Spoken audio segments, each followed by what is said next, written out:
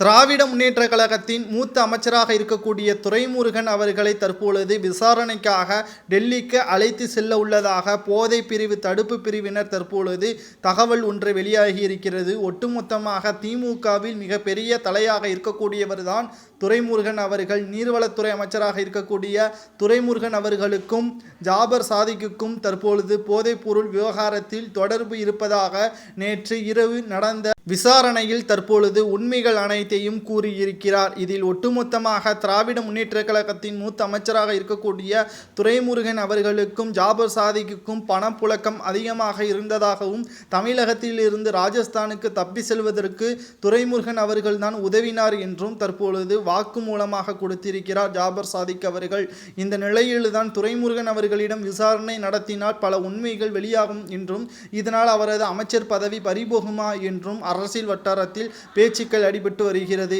ஏற்கனவே திராவிட முன்னேற்ற கழகம் இன்னும் 2 மாதங்களை நாடாளுமன்ற தேர்தலில் இருக்கக்கூடிய மிக பெரிய அளவில் பேசும் பொருளாக போதை மருந்து கடத்தல் நடவடிக்கை தற்பொழுது மிக பெரிய அளவில் ஒட்டுமொத்த இந்தியாவும் அலரும் விதமாக போதை கடத்தலை திமுக நடத்தி வருகிறது. ஆட்சியில் இருந்து கொண்டு திமுகவின் நிர்வாகியை இத்தனை செயல்பாடுகளை செய்து வருவதாகவும் பல குற்றச்சாட்டுகளும் திமுகவின் மீது முன்வைக்கப்பட்டு இருக்கிறது. 2007ஆம் ஆண்டு முதலேயே ஜாபர் சாதிக் அவர்கள் போதை கடத்தலில் ஈடுபட்டார் என்றும் 2014 மும்பை நீதிமன்றத்தில் ஜாபர் சாதிக் அவர்கள் கைது செய்யப்பட்டு அதற்கு பிறகு அவரது பாஸ்போர்ட் முடக்கப்பட்டிருந்ததும் குறிப்பிடத்தக்கது.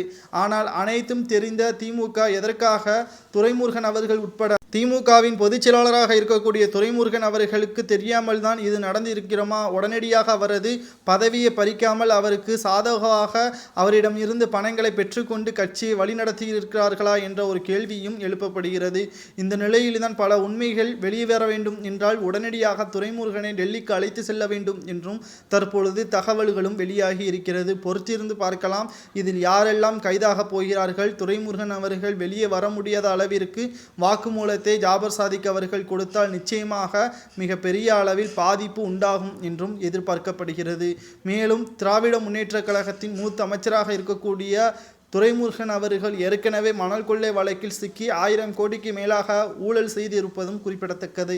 இந்த நிலையில் தற்பொழுது போதைப் பொருளில் சம்பந்தப்பட்டிருந்தால் அவரது அமைச்சர் பதவியை ஸ்டாலின் பறிப்பாரா, இல்லை என்றால் செந்தில் பாலாஜியை போல் 5 மாதங்கள் சிறையில் இருந்ததற்கு பிறகுதான் அமைச்சர் பதவியை பறிப்பாரா என்பதை அண்ணாமலை அவர்கள் தற்பொழுது பேட்டி மூலமாக தெளிவுபடுத்தியிருக்கிறார். பார்க்கலாம் விசாரணையின் முடிவில் திமுகவின் யாரெல்லாம் சிக்குகிறார். போதை பொருளை கடத்திய திமுகவினருக்கு தண்டனை வழங்க வேண்டும் என்றால் என்ன தண்டனை வழங்கலாம் என்பதை உங்களது கருத்துக்களை கமெண்ட் வாயிலாக கூறுங்கள். நன்றி, வணக்கம்.